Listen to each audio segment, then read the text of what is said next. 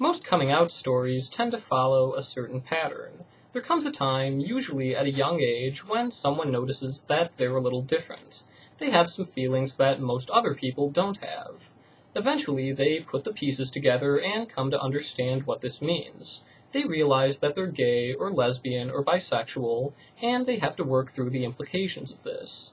For many of them, it may be difficult to accept themselves for cultural or religious reasons, and even harder to cope with how others might react to this.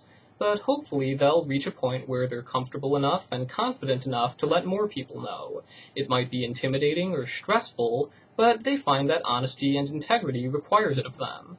And in the best case, everything goes well. They find acceptance and support, and they're able to live their life while being open about who they are. They may need to come out again to different people throughout the course of their life, but an equilibrium has been reached. They've established a new normal. They found their true identity and cemented it as a part of their personal and public life. And that's the end of the story. Or is it? I came out a couple years ago to the surprise of absolutely no one. Nowadays, it's hardly even necessary, since most people can't help but notice. For me, it quickly became the new normal, and I thought that was the end of it. So I hardly even realized that something was sneaking up on me. You see, I've always had a thing for guys. I can regale you with all the typical stories about when I first knew, about paying more attention to my friends and less attention to girls, and the myriad other clues that point directly to being gay. But sometimes unexpected things happen. Sometimes new evidence comes to light, and you have to update your understanding of things.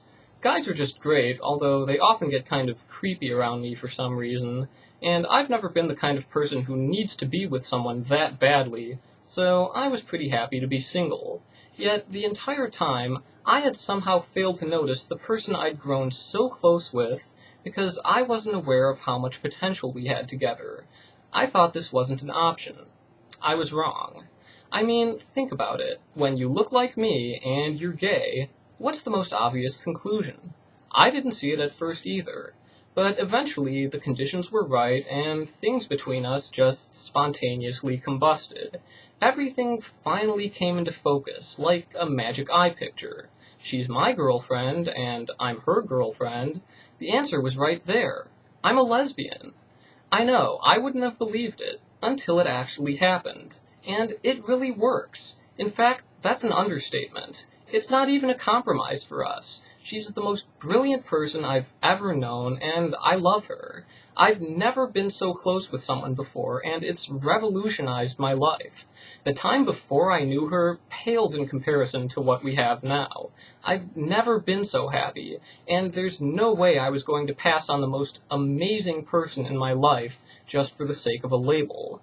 So, is this a matter of confusion of some sort? I'm sure some people might think so, but nothing about this is confusing. It is what it is, and it couldn't possibly be clearer to me now. Others might be confused about what we have, but I'm certainly not. I know who I am, and I know what we are. Could it be a kind of fluidity? It doesn't seem like it. I find it hard to imagine a point in my life when I would have told her, "Sorry, you're a woman, no can do." I'm pretty sure I was always open to this, even if I didn't know it at the time. It definitely hasn't made me any less gay. There's just more to it than that. More than I ever knew. It's like I've always told you. It's about love. And that's what this is. I have the most incredible girlfriend in the world, and we love each other. It may have been a surprise, but it's been the most wonderful surprise of my life. And I'm proud to say I love her.